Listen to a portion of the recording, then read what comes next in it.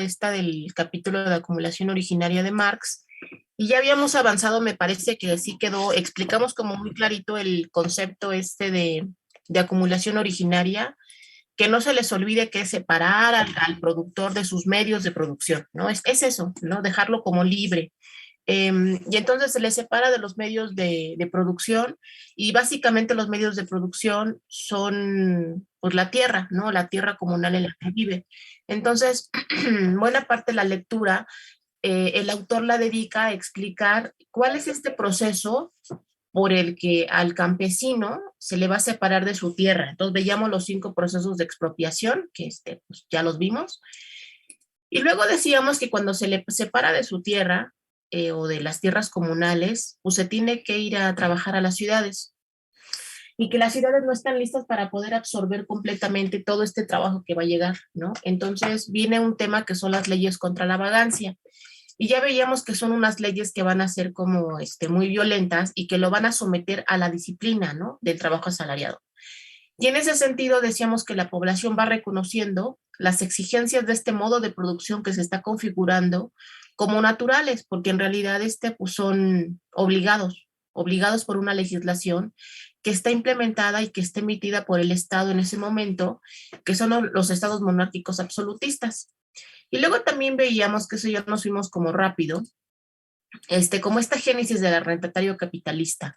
¿Cómo es que los siervos, o los campesinos, los productores, se pueden volver en estos arrendatarios, ¿no? Entonces decíamos que bueno, que en realidad lo que tenemos son diferentes figuras a lo largo de las décadas, o incluso pueden evolucionar o puede que coexistan, y básicamente los campesinos que logran como acumular capital y volverse justamente estos arrendatarios, pues son los que pueden tener como tierras fértiles o que tienen fuentes de agua cercanas. Es lo que les puede dar como esta ventaja frente a otros campesinos, ¿no?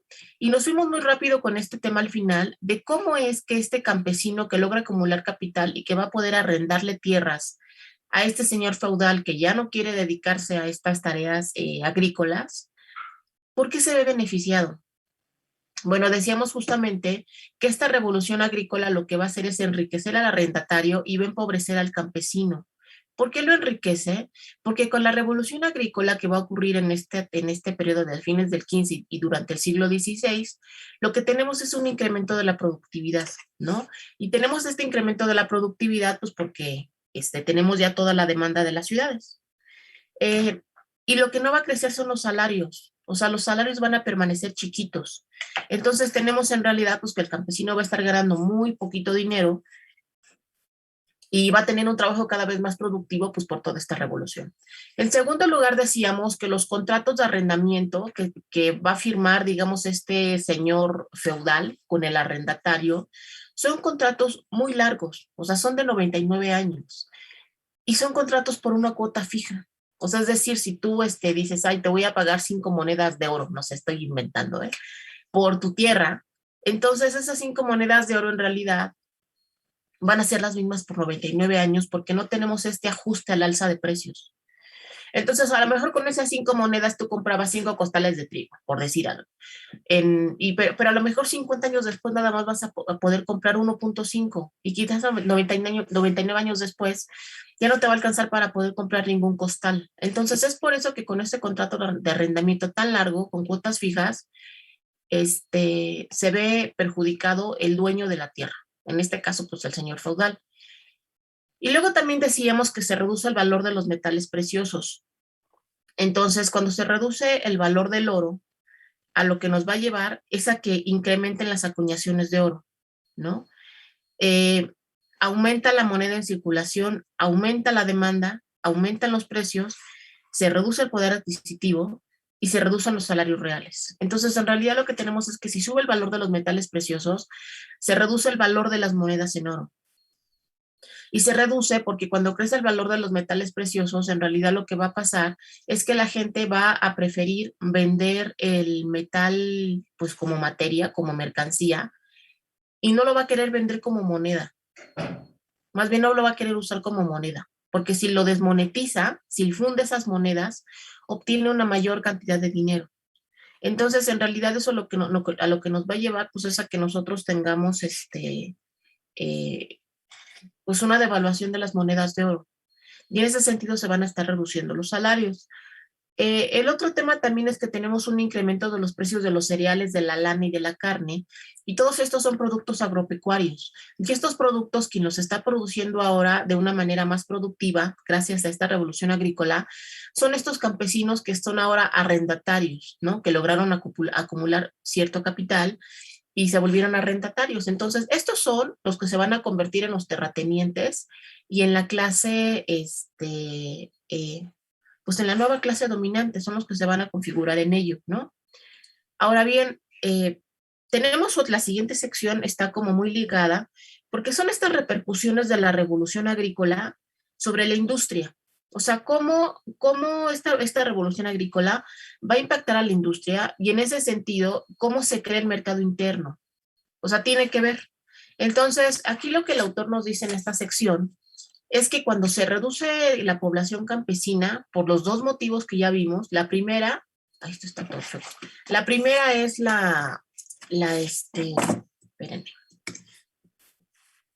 La primera es la emigración voluntaria por la explotación inicial ¿no? que vivieron que vivieron los siervos. Pero ya decíamos nosotros que en un segundo momento los campesinos van a estar migrando justamente por todo este tema de la expoliación, ¿no? Por los cercamientos y porque los están arrojando de sus tierras, porque les están quemando las aldeas. Entonces, creo que ya quedó muy claro, porque lo he repetido varias veces, que tenemos dos momentos en los que tenemos una migración de los campesinos a las ciudades.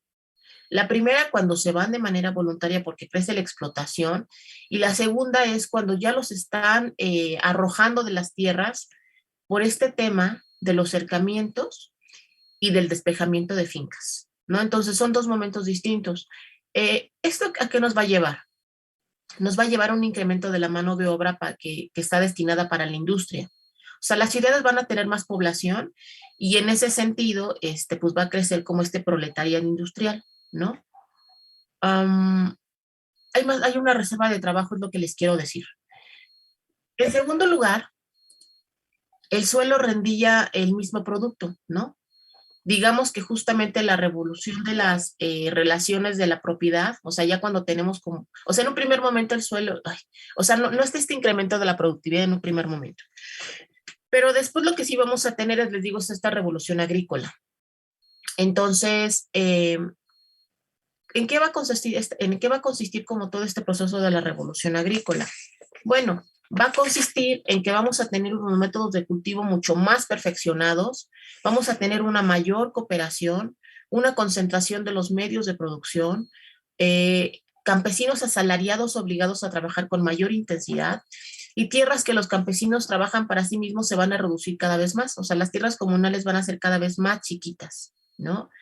Entonces, la revolución agrícola en realidad sí tiene que ver con un perfeccionamiento de los métodos de cultivo y de las herramientas de trabajo, pero también involucra, les digo, estos otros cuatro elementos: mayor cooperación entre los campesinos, una concentración de medios de producción en manos de los dueños ya de las tierras, que los campesinos ya van a estar asalariados y que las tierras comunales van a ser cada vez más chiquitas. Entonces, ¿cuál es el resultado de esto? De que por un lado crece la mano de obra tanto en la ciudad, pero también crece la mano de obra en el campo, es lo que estamos diciendo. El resultado es que tenemos una liberación de las materias primas y una liberación de los medios de alimentación. ¿Esto qué quiere decir? Que las materias primas que se están produciendo en la tierra o en el campo, pues, eh, son materias primas que ya se van a estar demandando y que van a estar vendiéndose en un mercado. Entran al mercado, ya se liberan, ya se van a poder comerciar libremente. A eso se refiere el autor. Y cuando habla de la liberación de los medios de alimentación es lo mismo. Todos los alimentos también ya se van a estar comerciando en un mercado. ¿Ok? Y entonces, si ya esto ya va a ser como se va a liberar al mercado, entonces las personas para poder acceder a estos bienes, pues van a tener que trabajar. Y entonces es por eso que crecen las relaciones asalariadas tanto aquí en la ciudad, en este punto, como en el punto 2 en el campo, porque las personas requieren un salario para poder acceder a los bienes necesarios para su supervivencia, ¿no? Y el salario, pues les digo, es eso, comprar alimentos, vestido, vivienda. Este... Ay, esperen. Ok, a ver, déjenme nada más ver qué laminación. Ok.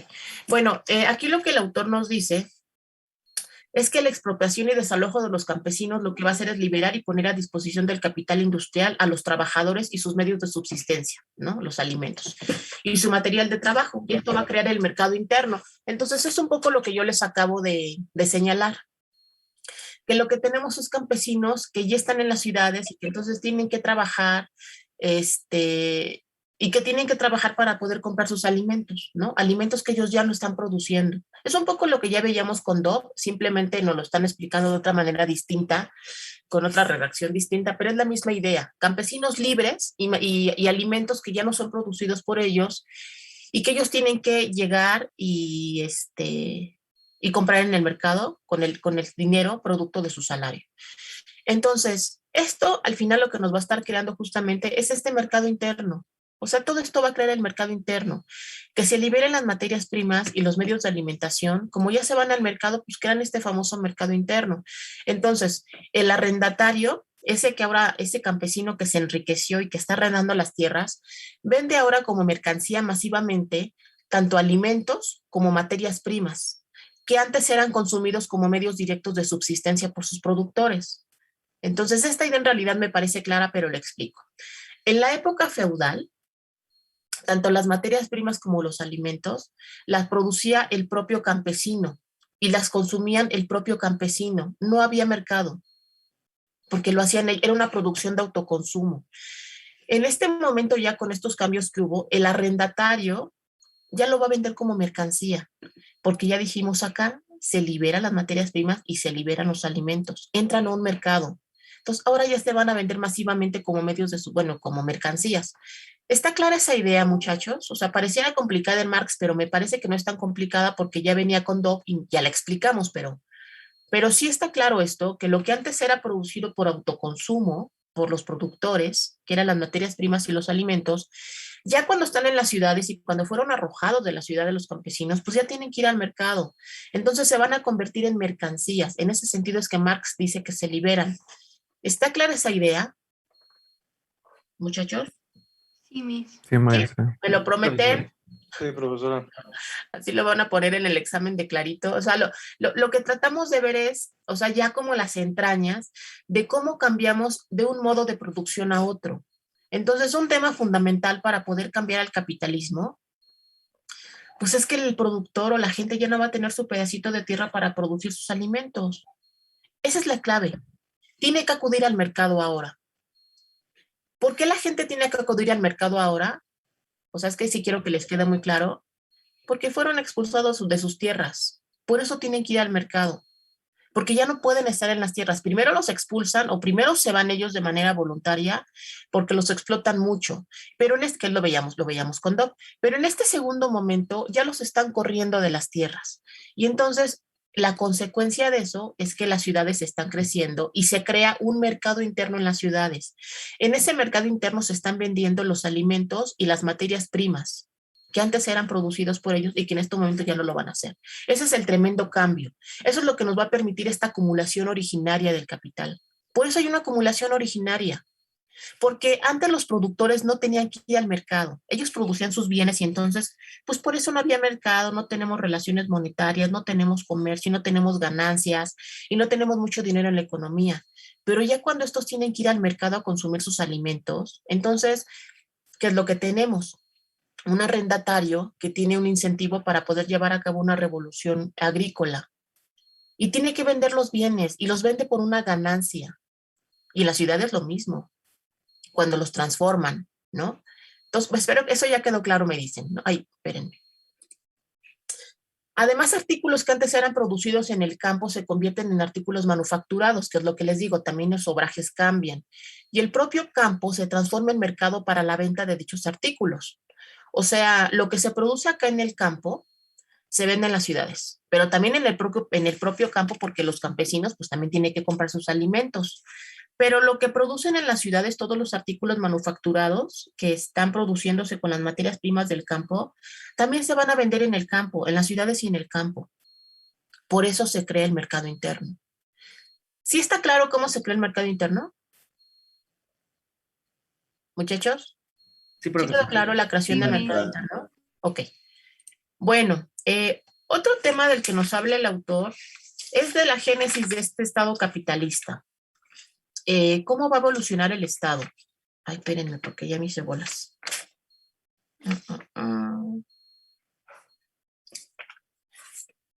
¿Cómo va a evolucionar el Estado? Bueno, lo que dice es que tenemos un Estado feudal que tiene una serie de características que ya medio habíamos visto con Doug.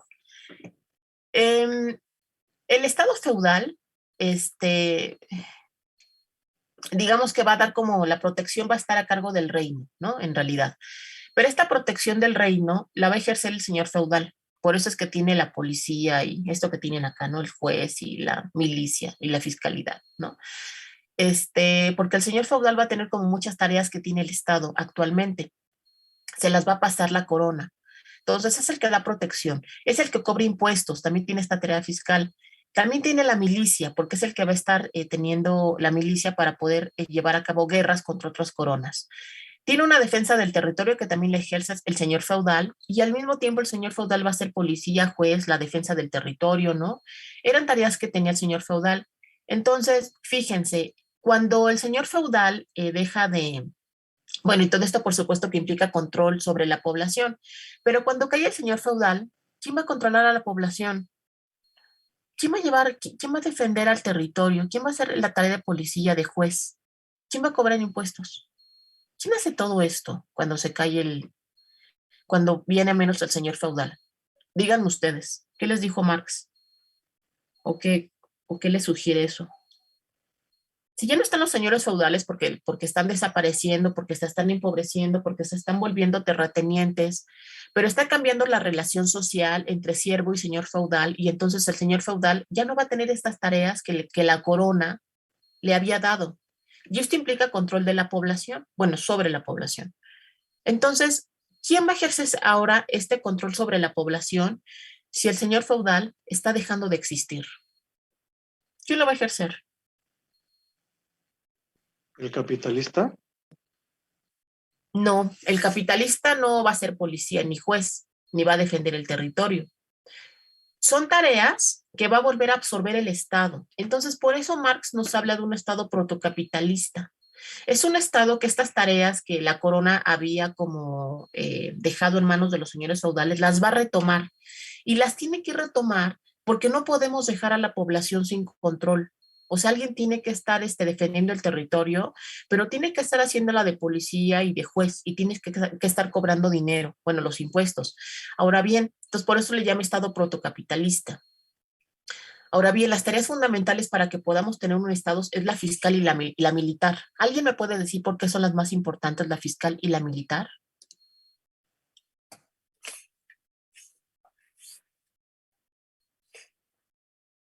¿Por qué serán las más importantes, las tareas más importantes de un Estado, la fiscal y la militar?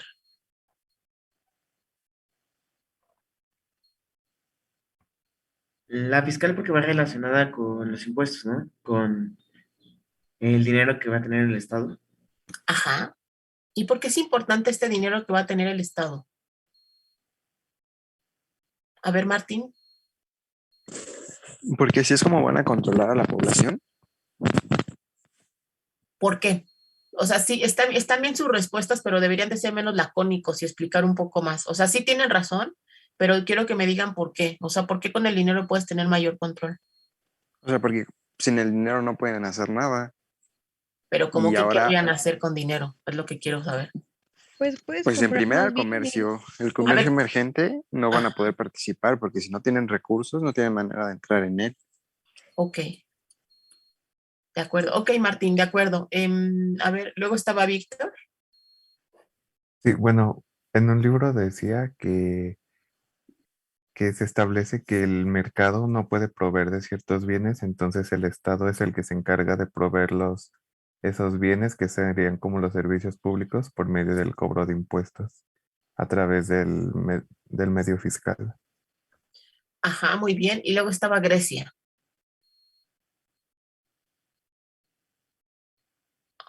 Grecia, ¿ya no quieres participar? No, profe, era más como que yo siento que el dinero como que funciona más en la sociedad porque pues con eso te alimentas. Sí, claro, pero aquí estamos hablando del Estado, o sea, no solamente de la población, sino un poco, por qué para el Estado protocapitalista y para el capitalista también, pero incluso para el Estado feudal incluso? Porque es que las tareas principales, o sea, las tareas del Estado, muchachos, también son históricas. Ya se los dije, no siempre han sido las mismas, cambian las tareas del Estado. Y en algún momento de la historia, pues fueron estas, tareas como bien chiquitas. Pero la fiscal y la militar, estas dos tareas incluso estuvieron en momentos anteriores. ¿Por qué para el Estado es fundamental tener la tarea fiscal y militar? O sea, les voy a decir por qué. Porque los estados van acompañados de un grupo de personas que están al frente del gobierno. Y entonces, ¿quién está al frente del gobierno? Pues es el que controla la población y controla pues para dónde va esa región y el grupo que está pues dirigiendo. Y siempre eso se lo van a estar peleando. Entonces, para que un gobierno pueda sobrevivir, requiere dinero. De otra manera va a venir otro grupo y lo va a sacar del poder. Pero además no nada más es un tema interno. O sea, puede ser un tema interno dentro de esa nación en la que puede que se disputen el poder. Puede que no, pero puede que sí. Pero ¿qué pasa cuando viene gente de otro territorio y los quiere conquistar? Entonces viene la parte militar. Por eso es tan importante esta defensa que viene acá del territorio. Y por eso había tantas guerras, porque siempre estaban viendo qué territorios se podían anexar. Sobre todo ya cuando tenemos todo esto. En un primer momento era un tema nada más como de poder, porque el propio territorio era riqueza. Pero después ya es un tema económico. Quieren territorios porque pues está hay riqueza y hay materias primas y hay población que puede trabajar. Entonces, la tarea de la gente que está al frente de los gobiernos de los estados, de estos prodocapitalistas, es que nadie llegue y se quede con su territorio y con su población y lo someta. Para eso tienen que ir a guerras y se tienen que defender. Por eso es tan importante la milicia, porque la milicia te permite defenderte contra agresiones externas, que nadie quiera llegar y someter a esa nación, pues. ¿Y qué tienes que hacer tú para tener una milicia y poder defender tu soberanía? Pues necesitas pagarles y para eso requieres la fiscalidad. Pero además la fiscalidad también es una manera de que tú sometes a la población y la comprometes a lo mejor pues con la nación que tú tienes, porque al final la gente pues ya te está dando parte de su dinero y eso hace que tenga como cierta identidad con la propuesta de nación que puede que tenga ese gobierno. Por eso son tan importantes estos dos elementos. La milicia, para evitar caer como presa de, pues, de otra nación, de otro régimen y que sometan al territorio. Para mantenerse independiente requieren irse a guerras. O incluso si una nación misma quiere ir y agredir a otra, pues lo mismo, ¿no? O sea, tanto para defensa como para como agresión, para quedarse con otros territorios. Y para ello requieren dinero. Sin dinero y sin milicia es muy posible que un estado, una nación no pueda sobrevivir. Entonces, en este estado protocapitalista, tareas que iban a tener ante los señores feudales ya las va a absorber este estado, porque no podemos dejar a la nación sin fiscalidad y sin milicia, pero tampoco lo podemos dejar sin policía y sin juez, porque alguien tiene que estar cuidando por los negocios, o los contratos, o por los negocios que se van a ir generando, ¿no? Ahora bien, conforme avanza el capitalismo, lo que nosotros tenemos son nuevas tareas, porque fíjense, esto fue más o menos como siglo XVI, y luego siglo XVII y siglo XVIII y siglo XIX, el Estado va a tener estas mismas tareas, no van a crecer mucho. Pero cuando ya estamos hablando de fines del siglo XIX y principios del XX, que es lo que veremos hacia el final del curso, el Estado va a tener otras tareas distintas ya cuando la economía se vuelva la esfera más importante. Y entre las tareas está la propia política económica. De repente el Estado va a decir, necesitamos crecimiento económico, entonces van a venir otras tareas. Y en la segunda mitad del siglo XX, después de la Segunda Guerra Mundial, vienen otras tareas nuevas, ¿no? Entonces, bueno, es un concepto histórico del Estado. Y ya para cerrar la presentación bueno, ¿alguna duda con este tema del Estado? ¿O algún comentario que me quieran hacer? ¿Dudas o comentarios? No, maestra. No. Bueno, y luego ya nos vamos a la última lámina, que es la génesis del capitalista industrial. Entonces ya como para hacer una especie de, bueno, a ver quiénes se convierten en capitalistas. Bueno, son los pequeños maestros gremiales, los pequeños artesanos independientes, trabajadores asalariados, ¿quién me falta? No, y por supuesto que me faltan aquí los terratenientes, ¿no? Pues si venimos hablando de ellos.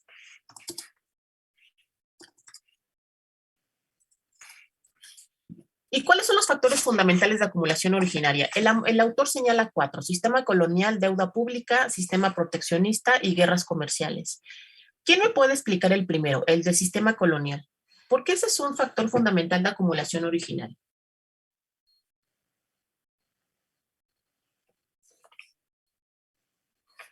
A ver, ¿quién me lo explica? O yo escojo a quién. ¿Por qué el sistema colonial es una fuente fundamental de acumulación originaria?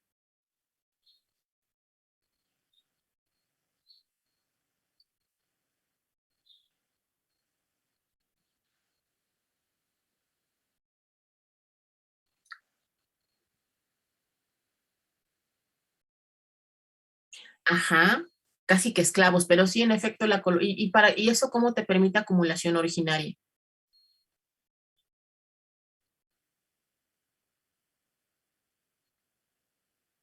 Ujú.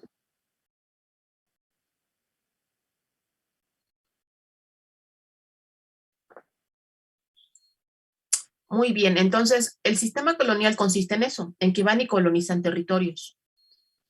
Y entonces ya nos dijo ahorita Eduardo, ¿verdad? Nos dijo Eduardo que una de las ventajas para estos países colonizadores o naciones colonizadoras es que tienen mano de obra casi gratuita. ¿Qué otra ventaja tienen? Tiene este sistema colonial, además de la mano de obra. ¿Qué otra cosa es la que se van a llevar estos colonizadores? Además del propio trabajo. Los recursos. Los recursos naturales. Entonces, el autor nos dice que tenemos como dos tipos o dos grandes áreas coloniales. Las Indias Orientales, que es una cosa así como enorme, incluso tenemos la Compañía de las Indias Orientales, que es holandesa, y básicamente ahí lo que tenemos es la dominación política en la India.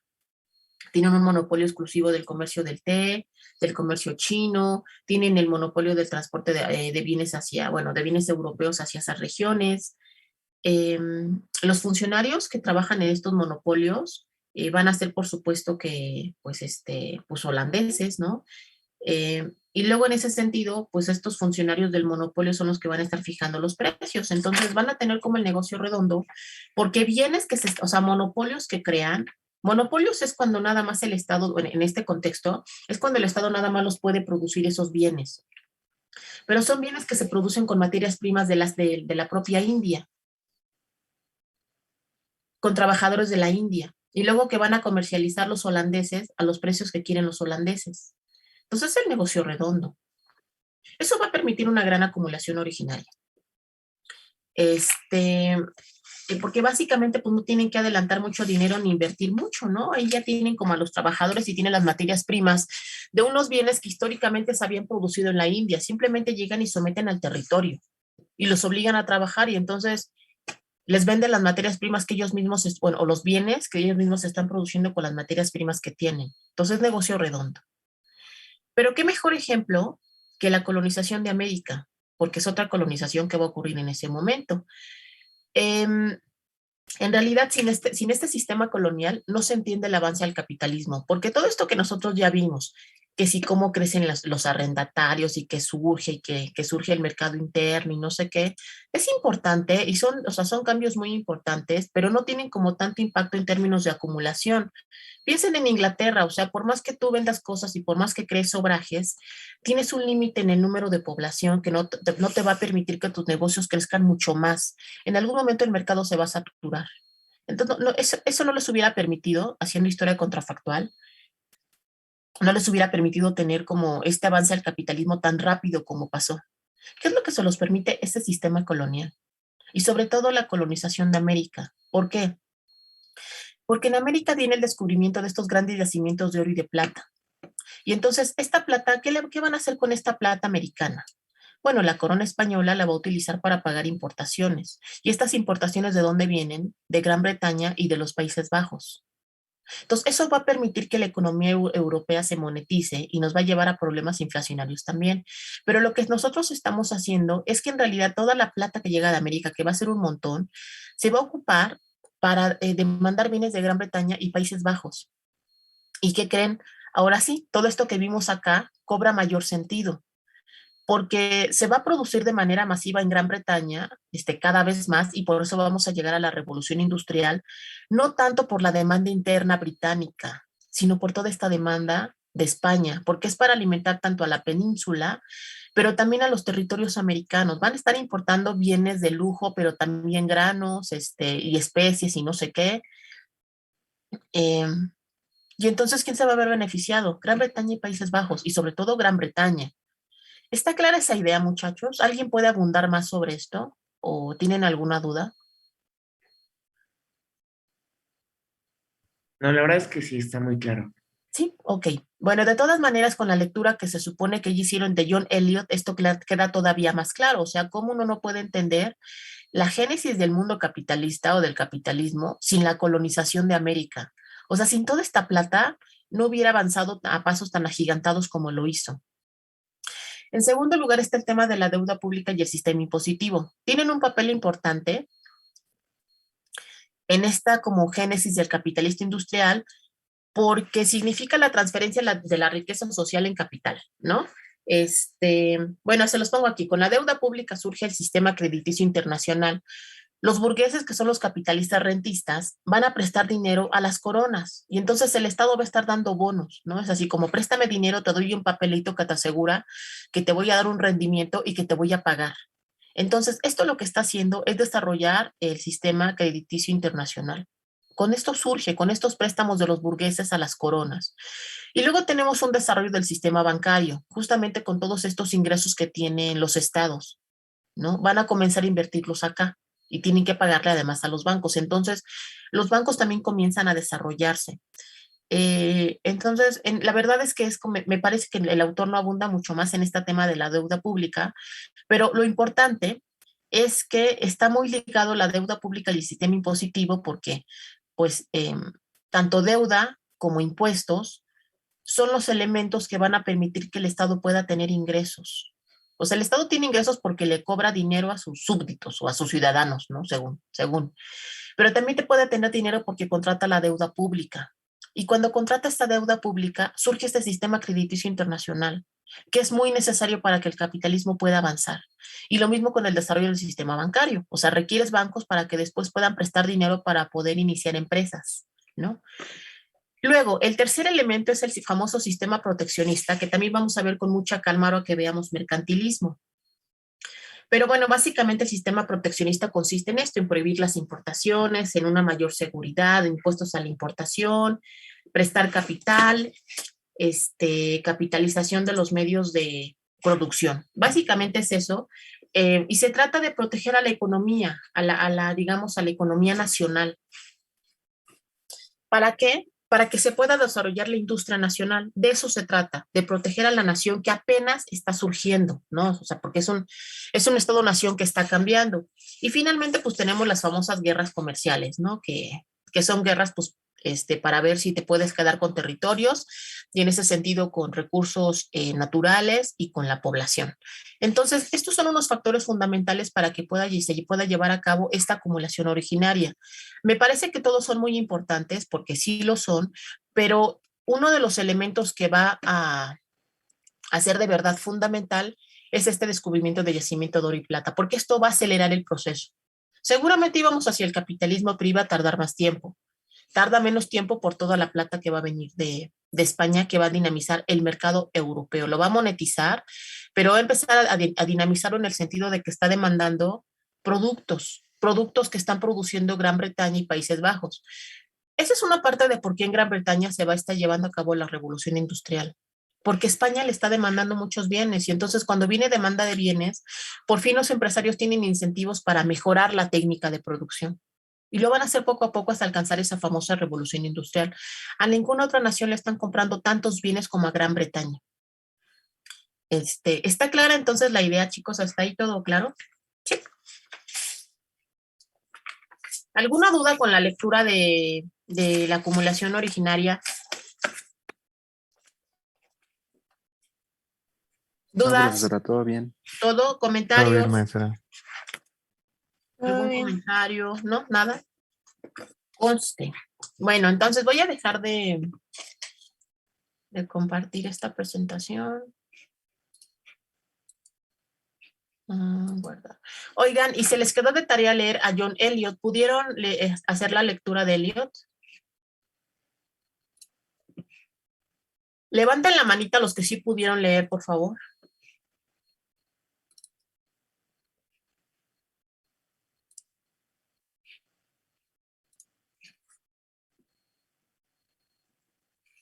Ay, espérenme, no los veo.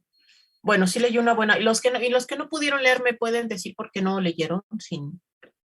No es el afán de regañar ni nada, porque aquí ya todos somos adultos y somos responsables de la educación. Sobre todo ustedes ya son responsables de su educación.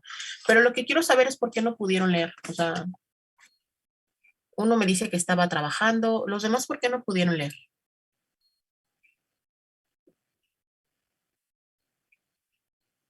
Ay, ¿por qué no leyeron? ¿Por qué no me pueden decir?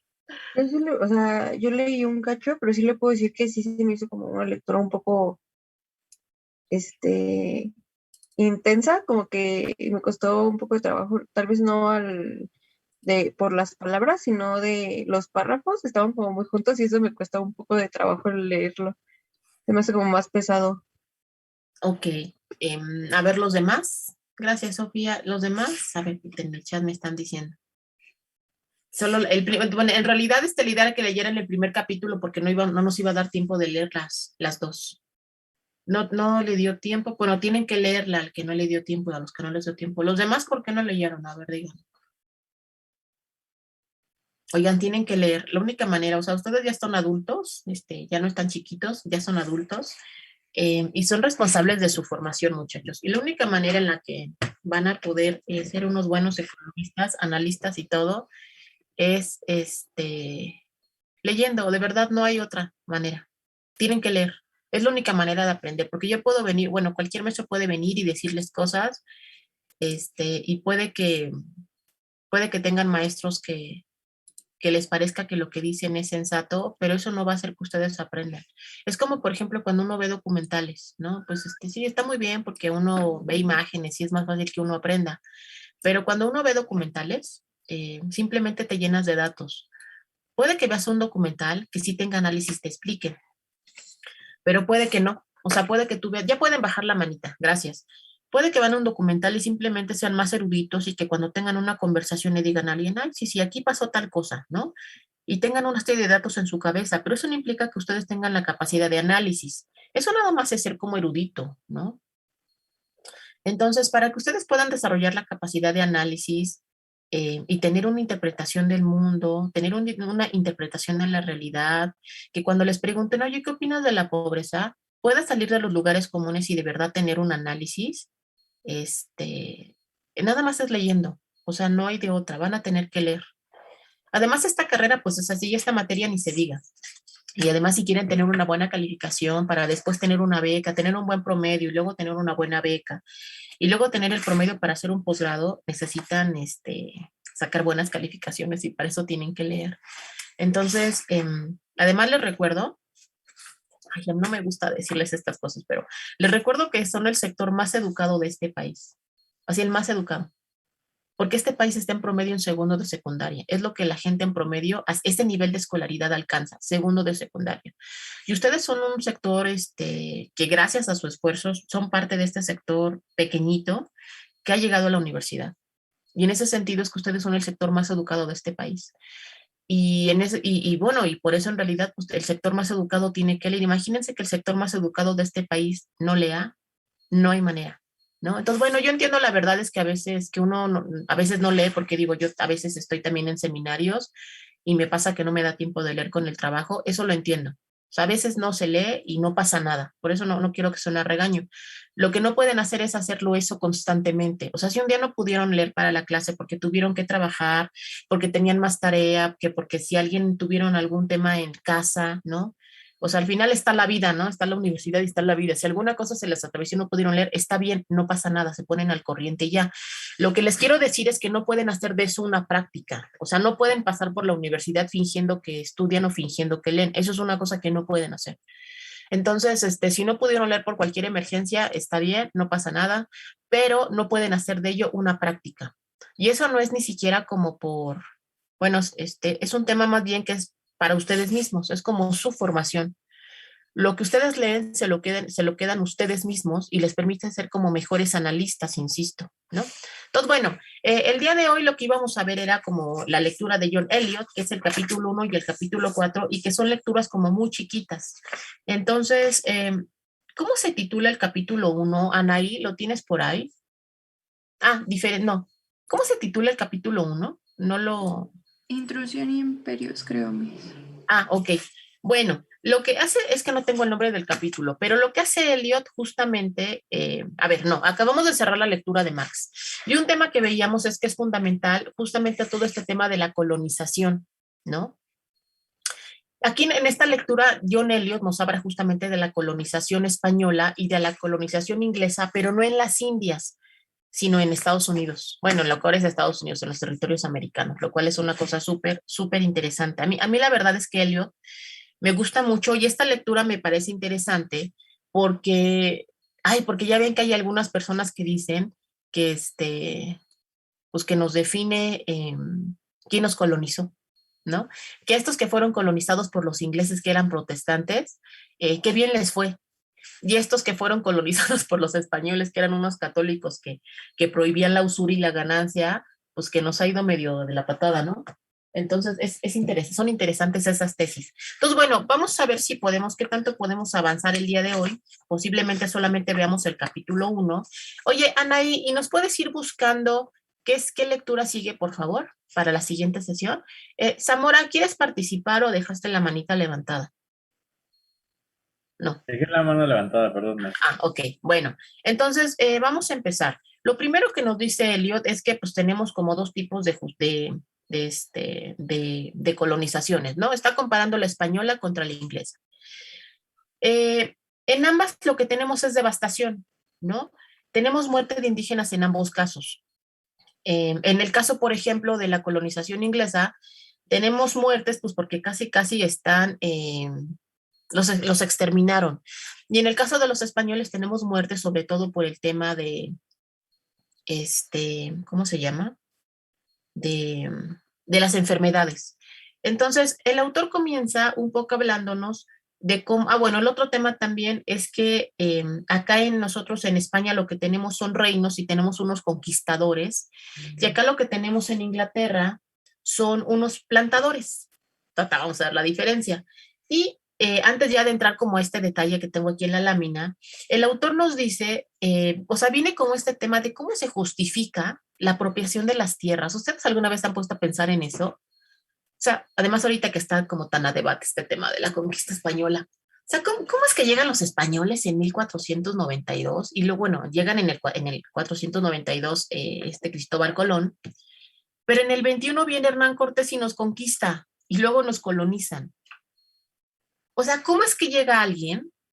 O sea, no sé si alguna vez lo han pensado, ¿cómo es que llega gente de otro territorio, a un territorio que no conocían, y luego ven que hay una sociedad que, pues, que es completamente nueva para ellos, y deciden colonizarla? O sea, ¿quién les da permiso? ¿Cómo se justifican esas conquistas? ¿Qué les dice Eliot a los que pudieron leer?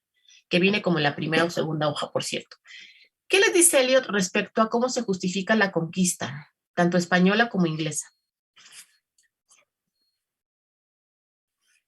¿Cómo se justifica la conquista de España en América? ¿Quién me lo...? A ver, ¿Zamora? Para evangelizar a los, civilizar a los indígenas y ahora sí que evangelizarlos. Ajá, o sea, entonces lo que están diciendo es queremos ir allá y queremos, ni siquiera hablan de colonizar, no queremos ir a colonizar, queremos ir a esos territorios para proteger y evangelizar a los indígenas. Muy bien, Zamora. ¿Carlos? Sí, bueno, yo iba a comentar que realmente en un principio nada más iba a ser exploración, Ajá. no venían con interés de colonizar nada, sino que más bien fue Cortés quien tomó la decisión vamos a decirlo, pues sin autorización de Diego de Velázquez, ¿no? Me parece. Bueno, sí, en realidad sí, pero sí tenían una intención de colonización porque tenemos unas bulas alejandrinas de las que les habla John Eliot, ¿no?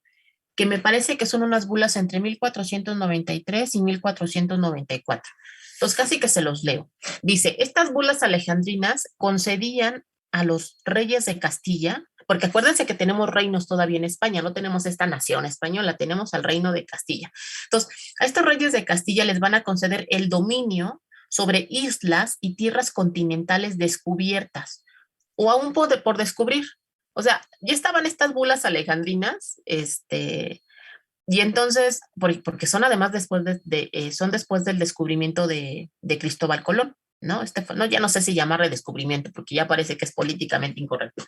Anaí, que es la historiadora de la clase, ahorita nos dirá si se dice descubrimiento o cómo se dice, pero bueno, dice Cristóbal Colón que las descubrió, ¿no? O se las encontró, yo qué sé.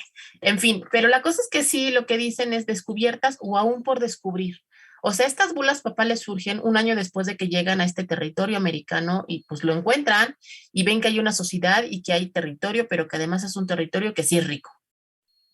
Pero dicen que también estas bulas son para los territorios que aún se pueden descubrir, o sea, piensan que puede haber nuevos territorios o territorios que aún se pueden descubrir en una ruta, que es la ruta occidental hacia Asia, con la condición de que asumiera la responsabilidad de proteger y evangelizar a los indígenas. Pero ya ven que querían ir a Asia y se equivocaron de ruta y acabaron en América.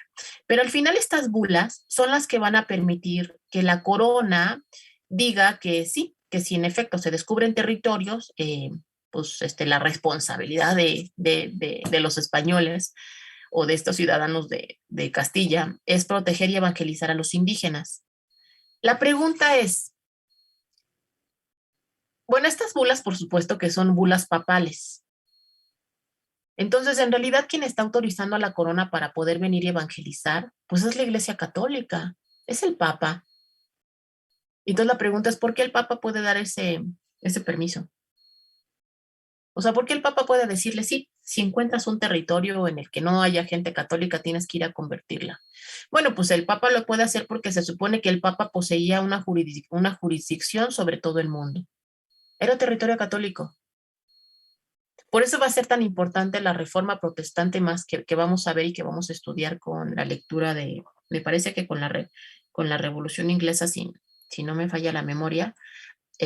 Por eso es tan importante esta famosa reforma protestante, porque justamente en este momento, o sea, porque además aquí cuando estamos comparando estas dos colonizaciones, tenemos como cuánto de diferencia, como siglo y medio, porque aquí estamos hablando, creo que eso sí es importante que se los ponga aquí estamos hablando de 1492 cuando llegan, son como las fechas claves. Y luego estamos hablando de 1521, ya cuando es la propia conquista. Y aquí la colonización inglesa, ¿cuándo llegan los ingleses al norte de América? En 1610. ¿Y cuándo es la independencia de Norteamérica? A ver, ¿cuándo es la independencia de Estados Unidos?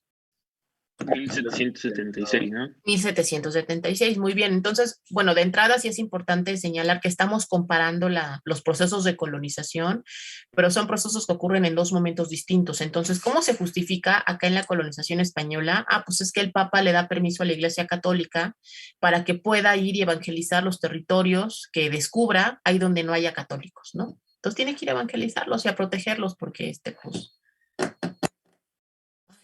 tienen que ser evangelizados. ¿Qué les puedo decir? Esa era la ideología de la época. Entonces, es así como se va a justificar esta colonización española. Les digo que es muy importante como toda esta reforma protestante y más adelante este famoso contrato social, porque justamente lo que se va a cuestionar con el contrato social es este poder que tienen los reyes. Porque en realidad también quien está dando a los reyes el poder que tienen, pues va a ser justamente el Papa, ¿no? El Papa es el que les va a dar ese poder. Quiero subir esto. El Papa es el que les va a dar ese poder, es el que va a permitir que los reyes sean reyes. En ese sentido, el contrato social más adelante lo que va a decir es, oiga, no, en realidad los reyes no se deben a Dios, o sea, su poder no emana de Dios. Porque aquí lo que está pasando es que el poder de los reyes emana de Dios. y el Papa es el representante del Dios. Cuando viene el contrato social, nada más un poco para adelantarnos, van a decir, no, el poder del rey emana del pueblo, porque el pueblo le está depositando la soberanía, y entonces si el rey no cumple, tiene que darle cuentas, pero al pueblo, no a ningún papa ni a ningún dios. Entonces ese va a ser un tremendo cambio que nos va a permitir seguir avanzando hacia el capitalismo, ¿no? Entonces, bueno, así es como se va a justificar la conquista de los españoles. Y por parte de esta colonización inglesa, cuando vienen los ingleses, ya se lleva a cabo la reforma protestante en Inglaterra. En este momento todavía no se lleva a cabo. La reforma protestante en Inglaterra es aproximadamente hacia 1580, más o menos en esa década. Entonces, esa reforma protestante ocurre en Inglaterra. Y cuando llegan y de hecho justamente mucha de la población que está llegando al norte de lo que ahora conocemos como Estados Unidos, al norte de América, es población que vino huyendo justamente de esta reforma protestante. Entonces, bueno, llegan y cómo colonizan, o sea, ¿cómo es que se pueden hacer de ese territorio? Bueno, pues no es viable la autorización papal, ¿están de acuerdo? O sea, el Papa no les puede dar autorización porque tenemos una reforma protestante. Es una iglesia que fue una iglesia que se peleó con la iglesia católica y que rompió y formaron su propia iglesia, la iglesia protestante. Entonces, no es viable la autorización papal. Entonces, ¿qué fue lo que hicieron los reyes en Inglaterra? Lo que dijeron es que llevaban el mensaje de defensores de la fe y que estaban encargados de mantener y proteger la fe de Cristo y de agrandarla y de promoverla. Es más o menos como la misma justificación que la de los españoles, ¿no? Hay que llevar la fe. Acá hay que llegar a evangelizar en un sentido completamente católico, pero acá la iglesia protestante dice que se tiene que llevar la fe de Cristo y se tiene que promover. Y son defensores de la fe y en ese sentido pues tienen que ir a, se me fue la palabra, pues a diseminar la palabra divina, ¿no? Entonces, bueno, de entrada tenemos una justificación que es muy parecida porque en ambos casos es una justificación religiosa. Ahora sí, vamos a ver qué pasa en el tema de cuando llegan, ¿qué es lo que pasa? Bueno, en el caso, vamos a empezar con los españoles porque es la primera, ¿no? En el caso de los españoles, cuando llegan acá a América, y en el caso en particular de la Nueva España y del virreinato, bueno, de lo que ahora es Perú, que va a ser el virreinato del Perú, van a encontrar como civilizaciones ya avanzadas, ¿no? En el caso les digo, de lo que ahorita, bueno, de la Nueva España, pues van a ser los mexicas en el centro, y en el caso de Perú van a encontrarse con la civilización inca. Ambas son civilizaciones ya avanzadas, donde tenemos una sociedad organizada, es una sociedad estamentaria además, ya hay una división del trabajo, tenemos un sistema fiscal, además ahí están incluso hasta los códigos se me fue el nombre, pues de fiscalidad, los códigos fiscales, donde vienen las personas y vienen esas personas qué riqueza tenían y en ese sentido, pues cuánto se les iba a cobrar de impuestos. Entonces ya cobran impuestos, pero además también son estados ya guerreros que tienen milicia y tenemos ya una población con disciplina del trabajo. Pero lo más importante es esto, que es una sociedad ya estamentaria, en la que nosotros tenemos, pues sí, a un grupo que está arriba, que es el que tiene el poder, y el resto de la población, que es esta famosa clase dominada que nos decía Dobb, ¿no? Entonces, es una cosa que nos vamos a encontrar acá.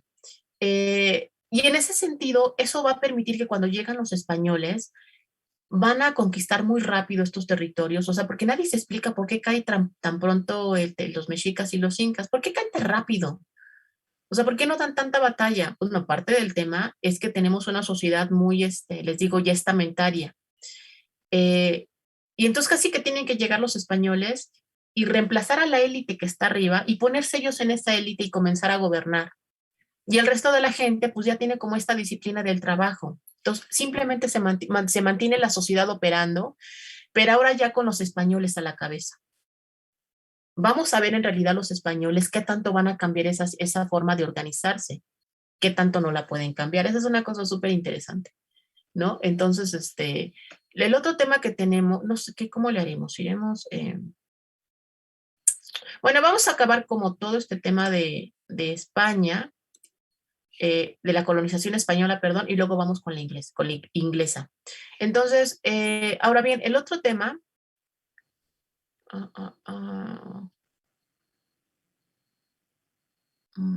bueno, vamos a hacerlo así, me voy a ir como rápido para que nos dé tiempo. El otro tema es que tenemos que en el norte de la Nueva España tenemos una población nómada, ¿no? Entonces, ¿Eso qué significa? Que cuando vienen acá a conquistar al centro les cuesta muy poco trabajo, porque les digo, pues es una sociedad ya como muy estamentaria, en la que pues los que están arriba y punto, y la gente que es la clase dominada pues simplemente pues, es así como, pues como disciplinada, ¿no? Y sabe qué es lo que le toca hacer. Entonces llegan los españoles y se quedan en ese lugar y conquistan y someten a los incas y a los mexicas con mucha facilidad. Y luego comienza, una vez que ya se que sometieron y que están establecidos en el centro, me voy a centrar en Nueva España. Ya están establecidos en el centro, comienzan a explorar y quieren ir a someter a otros territorios, o sea, como que van avanzando conforme van explorando el territorio y quieren someter y someter. Y entonces, conforme van avanzando, además, van poniendo misiones. O sea, también es muy importante decir que quienes llegan, pues también van a ser como estas órdenes de jesuitas y franciscanos y no sé qué. Y ellos van a ser como buena parte los responsables de esta exploración del territorio y de estar llevando a cabo esta famosa evangelización. Entonces, cuando llegan al norte, tenemos que ahí tienen una población nómada. Estos son unos guerreros. Estos no están sometidos a esta disciplina del trabajo. Estos nómadas no pagan impuestos, no tendrán una división del trabajo, pero dentro de su grupo nómada.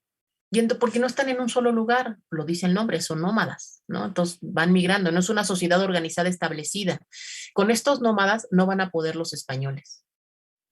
O sea, de hecho, todavía hasta la época del Porfiriato va a haber una tremenda guerra en contra de los chichimecas, porque es una población que no se va a querer someter. Tienen su modo de vida y así quieren continuar. Y son unos guerreros. Entonces son estos que van a estar acusados de canibalismo y que se comen a los pobres frailes y no sé qué. Entonces, bueno, al final, como todo el norte de la Nueva España va a ser muy complicado de conquistar y no lo van a someter tan fácil como al centro. ¿Por qué? Porque la población nómada es una población guerrera, ¿no?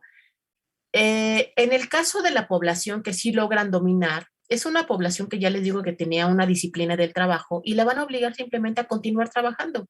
Tienen que seguir haciendo lo que ya hacían, ¿no? Se van a convertir en vasallos, no en esclavos, y se supone que tendrían como el mismo nivel de ciudadanía, ¿no? O la misma condición que tienen los españoles, que también eran vasallos. Y estaban obligados a prestar sus servicios obligatorios en obras públicas y privadas, como en la época feudal. O sea, era una cosa muy feudal lo que vinieron a instalar aquí en la Nueva España los españoles, bueno, en todos los territorios americanos que conquistaron los españoles. Era una relación feudal, porque estos vasallos, estos siervos tenían que estar prestando los servicios obligatorios. Y eso va a durar durante muchos siglos, ¿no? O sea, fíjense, ya en Inglaterra estamos llevando a cabo esta transición hacia el capitalismo y se están abandonando estas relaciones feudales. Y acá en la Nueva España, bueno, y en toda América dominada por España, apenas se están implantando, ¿no? El otro tema que vamos a tener es el tema de del mestizaje. Los españoles no van a llegar a exterminar a la población. La van a mantener, ¿por qué? Pues porque ya es una sociedad civilizada, ¿no? Entonces va a haber un tema de mestizaje, se van a mezclar, va a haber mestizaje. Y aquí estamos como resultado todos nosotros. Y van a crear asentamientos también, por supuesto. Cada vez va a haber más ciudades. La religión, y con lo que van a estar evangelizando evidentemente, pues es con la religión católica, que ya veíamos con Heilbronner y con todo lo que hemos visto, que la filosofía católica va a estar criticando a la riqueza. Eso va a tener un impacto en la acumulación de capital. Entonces, en realidad vamos a tener una menor acumulación de capital porque estaba prohibida, pero estaba prohibida para el resto de la gente, no para la iglesia. La iglesia va a ser el principal prestamista durante la época colonial en América, en la América española. Incluso muchos de estos, por ejemplo, los jesuitas se van a hacer van a hacerse ricos, van a tener mucho dinero y van a acumular mucho capital, porque los jesuitas lo que van a tener son como estas, que les decía la sesión pasada, huertos, van a tener las iglesias. Seguramente ustedes han ido a conventos de jesuitas y todavía han alcanzado a ver los huertos, y si no han ido, pues échense ahí un clavado a Google, búsquenlos y luego vayan a visitarlos, porque los conventos son maravillosos. A mí me encantan los conventos. Entonces, ustedes pueden ver el convento y luego pueden ver que había unos patios que ahorita ya son muy chiquitos, porque muchas de estas como haciendas de los jesuitas pues ya fueron reducidas con el paso de los años y de la historia, pero en algún momento fueron territorios amplios, y entonces lo que hacían los jesuitas era evangelizar a los indígenas, y a cambio de esta evangelización, los indígenas tenían que dar estos servicios obligatorios en las huertas de los jesuitas, bueno, de cualquier orden, pero los jesuitas fueron particularmente importantes. Y entonces, pues enriquecieron los jesuitas con todo este trabajo que estaban prestando los indígenas. Entonces, hicieron tremenda riqueza, ¿no? Tanto la iglesia regular como la secular. Entonces, para ellos no estaba prohibida la acumulación de riqueza, pero sí para el resto de la población. El otro tema que está como muy ligado con este tema de, pues, de la propia población es que encontraron yacimientos mineros. Muy rápido encontraron yacimientos mineros. Me parece que ya para 1500, si no me equivoco, 1540, descubrieron ya los yacimientos de San Luis Potosí de Zacatecas, si no me equivoco. Les voy a corroborar la fecha. O sea, muy pronto descubrieron los grandes yacimientos de plata, muy pronto. Y entonces para esos yacimientos de plata requerían quien los trabajara. Y los españoles no estaban dispuestos a trabajar en las minas, porque el trabajo en las minas es un trabajo muy, sobre todo en este momento de la historia que estamos estudiando, es un trabajo muy pesado y muy riesgoso y muy dañino para la salud, ¿no?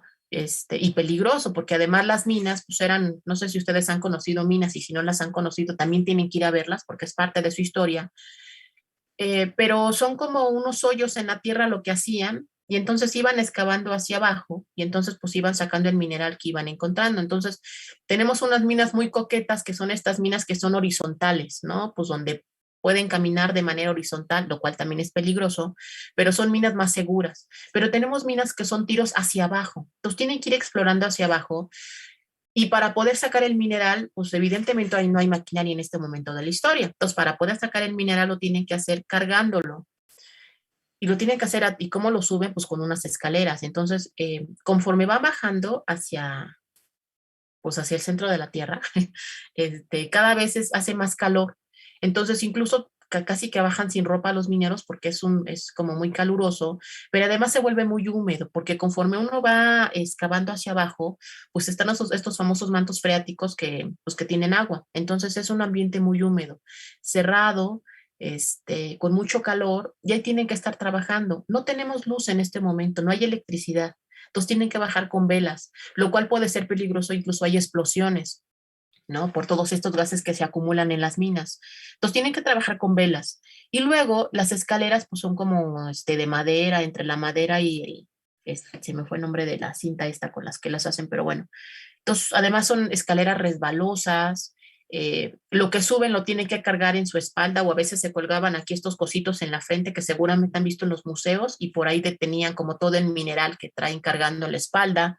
Es una cosa que bueno, y además pues, había como muchas enfermedades por todo lo que se respiraba, o sea, un trabajo muy complicado, un trabajo difícil de hacer y muy peligroso, que los españoles no estaban dispuestos a hacer. ¿Quién lo iba a hacer? Pues los indígenas, ¿no, muchachos? Entonces, es por eso que acá no tenemos ninguna matanza de indígenas. ¿Por qué los van a matar si los requieren para trabajar? Y muchos yacimientos mineros comenzaron a descubrirse hacia el norte. No tan el norte, digo, ahorita es como nuestro centro, pero sí más al norte, como Zacatecas, San Luis, ¿no? Pero sí al norte, pues, de lo que era el centro de la Nueva España. Y entonces tuvieron que trasladar a la mano de obra, porque cuando trataron de someter a estos para trabajar en las minas, no se dejaron, ¿eh? Estos no se dejaron ni pelearon, no se dejaron. Entonces tuvieron que someter a la mano de obra que estaba, más bien tuvieron que llevarse a la mano de obra que estaba acá en el centro, en una cosa que se va a llamar repartimiento de indios. Entonces se los van a llevar y pues ya, a trabajar allá. Ahora bien, el otro tema es que, ay, espérenme. Es este de acá. Que cuando vieron los españoles a América, pues como en realidad vienen a establecer ciudades, o sea, no vienen a exterminar indígenas, vienen a explotar yacimientos mineros, o sea, muy pronto descubren eso, y entonces comienzan a crecer las ciudades españolas y comienzan a crecer las ciudades indígenas, comienza a crecer la población española en América, que se van a llamar criollos después. Y entonces, pues como en realidad ya son los españoles sometiendo un territorio y poniendo como su organización política y social, van a trasladar instituciones que vienen de España. Entonces son instituciones feudales. Entonces, bueno, en términos, son instituciones económicas, políticas y culturales. En términos económicos, ellos van a traer una institución que se llama la encomienda. Entonces, la encomienda justamente tiene que ver con este tema de la evangelización. ¿En qué consiste? En que a los colonizadores se les van a dar tierras y se les van a encomendar a los vasallos, o sea, a los indígenas, ¿no? Entonces, ¿qué es lo que va a pasar? Que los encomenderos, que son los colonizadores, van a estar evangelizando a los indígenas a cambio de que ellos estén trabajando las tierras. ¿Se acuerdan que con los señores feudales lo que les daban eran granos y protección y no sé qué? Acá es algo muy parecido, pero además les van a dar tierras. Que diga, perdón, además los van a evangelizar. Es como la diferencia, ¿no? Es como el trato. Yo te evangelizo y tú trabajas mis tierras, ¿no? Entonces, bueno, vienen con esa institución que es la encomienda. La encomienda es una institución que los historiadores se pelean por definir, pero bueno, la verdad es que creo que lo más sencillo es entender la encomienda como esta institución en la que al colonizador se le dan tierras e indios, vasallos, para que las trabajen. Esa es la encomienda. ¿A cambio de qué? De evangelización. Entonces, estas encomiendas es lo que después se va a convertir en la famosa Hacienda Mexicana, que va a ser como tan fundamental en el Porfiriato y va a ser como uno de los ejes del crecimiento hacia fines del siglo XIX. Además de traerse la encomienda, otra institución es que se van a traer toda la tecnología, bueno, no es institución, pero en términos económicos se van a traer la tecnología de la minería, que es el famoso sistema de patio, que es un sistema que va a durar muchísimo tiempo. Entonces, bueno, ahorita no lo voy a explicar. El otro tema que se van a traer es el repartimiento de indios. Eso es la manera en la que se van a organizar económicamente. ¿En qué consiste? En que los indios van a estar trabajando por temporadas en el campo y en las minas. ¿Por qué? Pues porque en las minas requieren mano de obra y cerca pues no había ciudades, apenas se van a comenzar a crear. Entonces, bueno, pues van a estar repartiéndose los trabajadores por meses, por periodos en el año entre el campo y las minas. Se van a traer también el sistema fiscal. El sistema fiscal español se lo van a traer y van a establecer una serie de monopolios o estancos. Es un sinónimo estanco y monopolio. Yo ya les decía que en el contexto de la época lo que se entiende por monopolio es que el Estado, en este caso la corona española, es la única que puede producir los bienes que tiene bajo monopolio. Lo que sí puede hacer es estar como cediendo o dando una concesión para que un particular produzca ese bien, pero el Estado tiene que dar la concesión a cambio pues, de un cobro, de un monto, de un impuesto, ¿no? Entonces, ¿qué es lo que tienen en monopolio los españoles? La sal. La sal es una cosa que exclusivamente la corona va a poder producir. El azogue es lo que ahora conocemos como mercurio y es una de las materias primas para poder llevar a cabo el proceso de sistema de patio, que es el sistema con el cual se obtiene la plata, ¿no? El tabaco es otro pues, que también está en monopolio. Los naipes, que son las famosas cartas, porque pues uno tendría que pensar, ¿y la gente de esta época en qué, no? ¿Cómo se divertía? O sea, ¿qué hacían para el ocio? Bueno, pues jugaban cartas. Y por eso los naipes también eran parte del monopolio. La nieve y el hielo, porque en ese momento pues, no hay refrigeración, ¿no, muchachos? No hay refrigeradores. Entonces, para poder conservar algunos alimentos es importante el hielo. Y pues va a ser un monopolio también qué cosas, ¿verdad? También va a ser un monopolio de la corona. Los gallos también lo van a hacer en el sentido de que les digo que es parte del ocio, o sea, son las famosas peleas de gallos. Y la caña de azúcar, bueno, hay otros, pero estos son los más importantes monopolios que va a tener la corona y que en algunos casos va a estar dando concesiones para que los exploten algunos particulares a cambio de un cobro. Todas las leyes que se van a traer son las leyes españolas. Y en el caso de la cultura, pues yo les digo que va a haber una evangelización católica, ¿no? Tenemos un clero secular, que es el de los sacerdotes, obispos, papas y arzobispos, y el clero regular, que es el de las órdenes. Entonces ahí lo que tenemos es una gran importancia de jesuitas, franciscanos y dominicos en la Nueva España, pero sobre todo van a ser los jesuitas, ¿no? Y estos son los que van a tener el control de la población, o sea, justamente va a ser la iglesia la que va a saber quién nace, quién se muere, a quién le heredaron, ¿no? O sea, como este control de la población lo va a tener la iglesia. Y bueno, aquí es muy importante decir que en la colonización española tenemos una lógica de explotación, más bien una lógica basada en la explotación y no en el desarrollo. No les interesa desarrollar el territorio americano, lo quieren explotar. Y toda la plata que están sacando de este territorio, pues está yendo al territorio,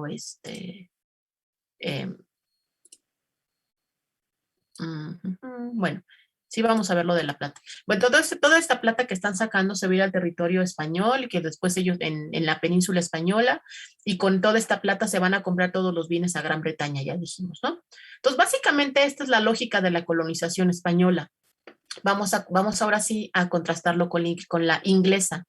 En el caso de los ingleses que llegaron al norte de América, lo que se encontraron son tierras con población nómada. Ellos no llegaron y no se encontraron una organización, una sociedad ya muy organizada. No se encontraron una sociedad como la de los mexicas o la de los incas, no, no encontraron eso. Lo que ellos encontraron cuando llegaron al norte de América es una población nómada, una población que estaba en constante movimiento, ¿no? Que no se había desarrollado en términos, no se había desarrollado en términos agrícolas, y que eran unos guerreros. Entonces, es la población que enfrentaron.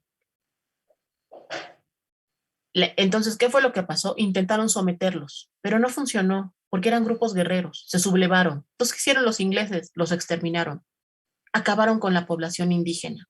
De hecho, ahorita ya ven que en Estados Unidos, bueno, en Estados Unidos no se lleva a cabo un mestizaje, es evidente, como por toda el fenotipo racial, pero ustedes saben que incluso ahorita lo que tenemos son unas reservas para los indígenas, ¿no? Entonces, en realidad lo que pasa es que exterminaron a los indígenas y los exterminan porque no los logran someter, porque además son unos guerreros que están defendiendo los territorios en los que ellos están en constante movimiento, entonces los exterminan.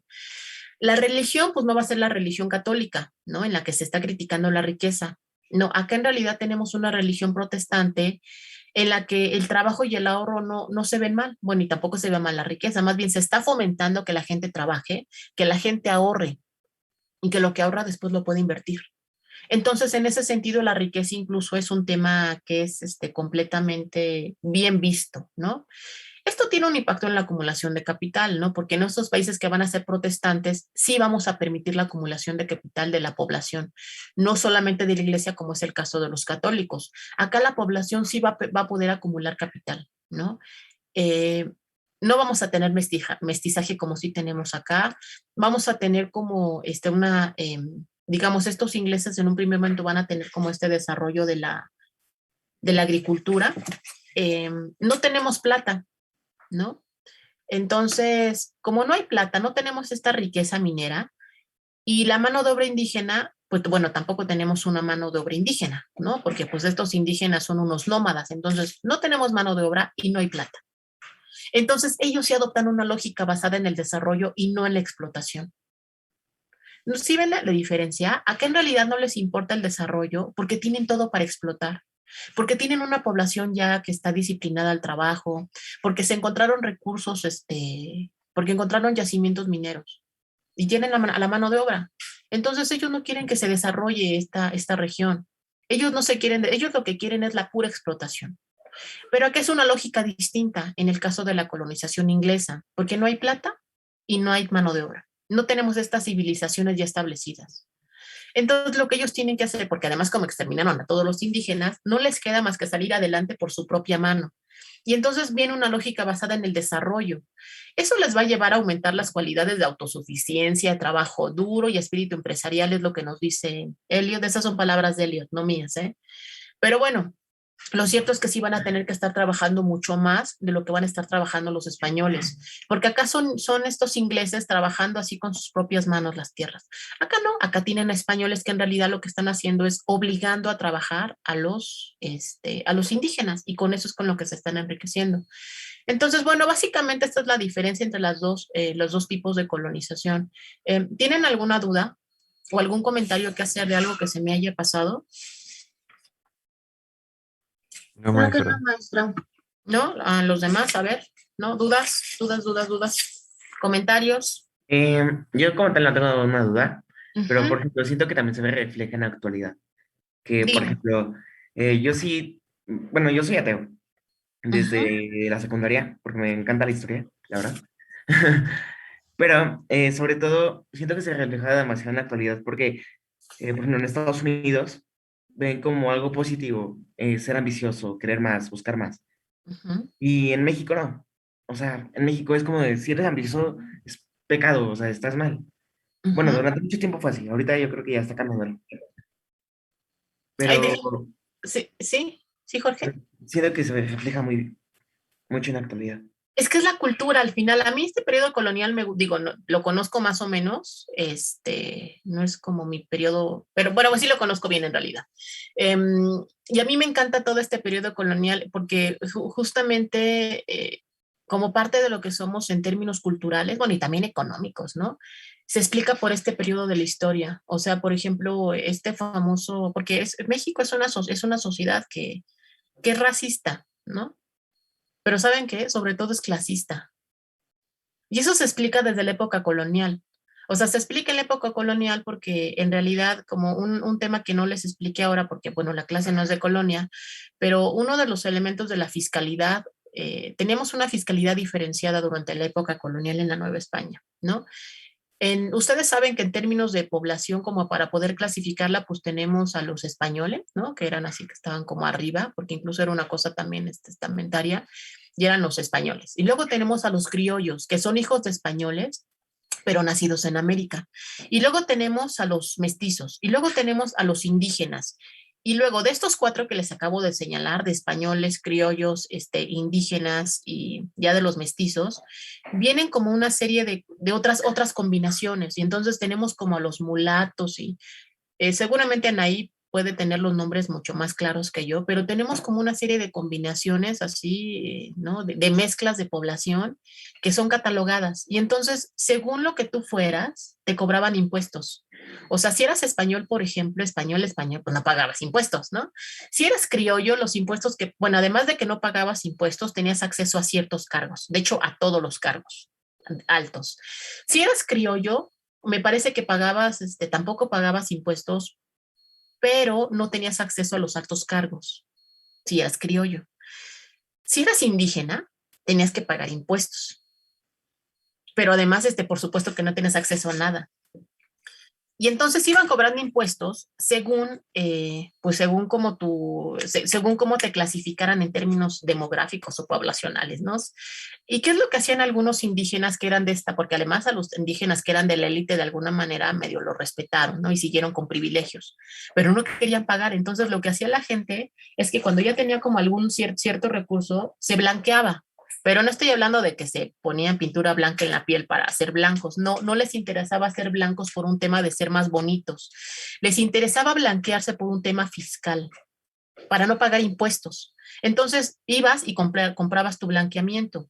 Pero les digo que no era un tema así como racial de quiero ser blanco, porque ser blanco es ser más, ¿no? Como parece que ya permea nuestra cultura hoy día. No, era que quiero ser blanco porque no quiero pagar impuestos. Y entonces ibas y comprabas tu blanqueamiento. Es una cosa bien interesante esa. Entonces, por eso yo les digo que México sí es una sociedad como la mexicana es una sociedad que es clasista, no, perdón, que es racista, pero sobre todo es clasista, porque los mexicanos tratan a otros mexicanos según vean que pertenecen a una clase social, ¿no? O sea, tú puedes, por ejemplo, tener una persona de piel blanca, pero si parece que no tiene dinero, en México no la dejan entrar al lugar o no la tratan bien. Y puedes tener una persona que sea morena o de piel más oscura, que va bien vestida y que parece que tiene dinero y pásele usted adelante, ¿no? Pero en realidad todos esos elementos nosotros los heredamos desde la colonia. Por ejemplo, todo este tema, el sistema fiscal tan complejo que tenemos y tanto que le cuesta al Estado cobrar impuestos, es un tema que viene también desde la colonia y que no hemos logrado superar. Nos independizamos y luego nos quedamos con un sistema fiscal colonial. Y luego cuando se intentó reformar, pues ha sido muy complicado. Digo, ahorita ahí vamos, pero ha sido muy complicado. El tema de la corrupción, lo mismo, ¿no? Entonces, en realidad nosotros sí tenemos como varios elementos pues, que vienen desde la época colonial.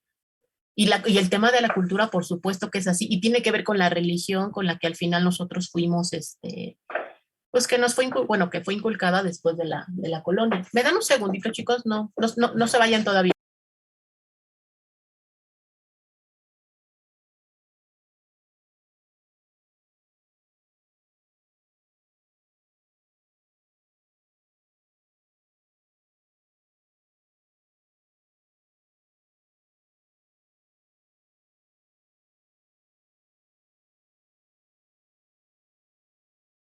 Perdón, chicos. Entonces, lo que les decía es que al final sí tenemos como o sea, pues es que así es como se explica lo que somos. O sea, para eso es la historia, para entender cómo, porque somos tan clasistas, oigan, ¿no? Es porque somos tan racistas, ¿de dónde viene? O sea, justamente de eso se trata la historia, de entender eso. Y mucho viene desde la época colonial. Así se los pongo. Ya sé que pareciera exagerado, pero no, es así. ¿Alguien tiene algún otro comentario adicional? Sí, es un tema, la verdad, bien bonito de la época colonial. ¿Algún tema adicional? ¿Alguna duda? ¿Algo, muchachos? Creo que no, maestro. ¿No? No, Bueno, maestra, todo bien. hoy hablé mucho y todos estuvieron muy callados. Bueno, la verdad es que tampoco no les di mucha oportunidad para hablar. Espero que les haya quedado claro el tema. A mí les digo que este tema de la colonia me parece fascinante. Cuando puedan, váyanse a Hacienda, se pueden ir de vacaciones ahora que ya la pandemia lo permita. Y hay unas rutas para conventos de verdad padrísimas en las que van a poder aprender mucho. Y esto que ahorita les estaba contando de las diferentes pues, clasificaciones de razas en términos de mezclas, pero también fiscales, luego las encuentran en estos museos. Me parece que en el Museo Nacional de Arte Moderno, me parece que ahí tienen algunos cuadros, si no me equivoco. Pero bueno, son incluso cosas que pueden encontrar muy fácil en internet, porque esto queda en cuadros, ¿no? Y toda la parte de esa colonización cultural es una cosa bien interesante también en el caso de la colonia. Y en realidad todo tiene que ver con cómo sometes a toda esta población para volverse católica. El otro tema que también les quiero decir, porque está como muy de moda, es que al final del día nosotros somos resultado de esto, ¿no? Lo que somos y lo que no somos y la sociedad es resultado de este proceso, que es una cosa que pues no podemos borrar, ¿no? Ahí está. Esto fue lo que nos pasó. Somos resultado de esto. Muchas de las instituciones que tenemos se explican desde esta época colonial. Y saben cuál es un tema que no es como tan estudiado y es fundamental. Cuando vienen las independencias de América Latina con respecto a España, España y América como que pierden contacto. O sea, es una cosa bien rara, pero hay incluso hasta como un vacío historiográfico, porque pareciera que es como si los españoles cuando los países americanos se independizan pensaran que son unos países ingratos y entonces hasta la fecha hay una cosa ahí rara con los españoles. La verdad es que sí es reinteresante este tema y cómo después, porque además han pasado muchos siglos, ¿están de acuerdo? O sea, que ¿cuánto vamos a cumplir? Además vienen los 500 años, estamos ahorita festejando los 500 años de la conquista, ¿no? O justamente ha sido como el tema que ha estado en boga en las noticias. 500 años de la conquista pues de los españoles, que ha generado todo un debate. Pero bueno, muchachos, la siguiente sesión continuamos, entonces seguimos todavía con el capítulo 1 de John Elliot. La siguiente vez lo que vamos a ver justamente ya es como el tema minero, o sea, por qué la minería se vuelve el motor de la economía americana, y luego lo que vamos a ver es el tema de la explotación de recursos. Entonces, esto sí lo termino rápido, ya no me voy a extender tanto. Anaí, ¿nos puedes decir qué lectura sigue después de esta ¿cómo se llama? Después de esta de John Elliot. El capítulo 4 de John Elliot se llama... No, después de John Elliot, ¿qué sigue? Perry Anderson. El capítulo... muy bien. ¿Qué capítulo? ¿Qué capítulo? 1. ¿El 1? Ah, ok. Bueno, entonces, a ver, para que quede claro, la próxima sesión ya termino de exponer el Elliot, capítulo 1, lo que me falta, y el capítulo 4, que está muy rápido. Y empezamos a ver a Perry Anderson. ¿Sale? Anaí, ¿nos puedes ayudar para que tú nos expongas la lectura de Perry Anderson? Ah, sí, claro. Entonces yo expongo Elliot y tú expones Perry Anderson, ¿no? Sí. Sale, ya quedamos. Entonces, chicos, por favor, terminen de... ¿Veían borrosa la presentación? Creo que era tu compu. Bueno, chicos, terminen de leer, traten de avanzar con lo de John Elliot, que es una lectura que les va a explicar justamente todo este tema del Estado, ¿no? O sea, cómo el Estado tiene que cambiar para adaptarse al capitalismo. Lo dejamos hasta aquí, les agradezco la presencia y... ¿Qué día es hoy, oigan? ¿Miércoles? Miércoles. Ay, bueno, nos vemos el próximo lunes y tengan buen fin de semana. Ya casi se hace. Igualmente, gracias. Gracias, tengan maestra Bye, Juan. chicos. Gracias, Bye. Muchas gracias, profesora. Bye.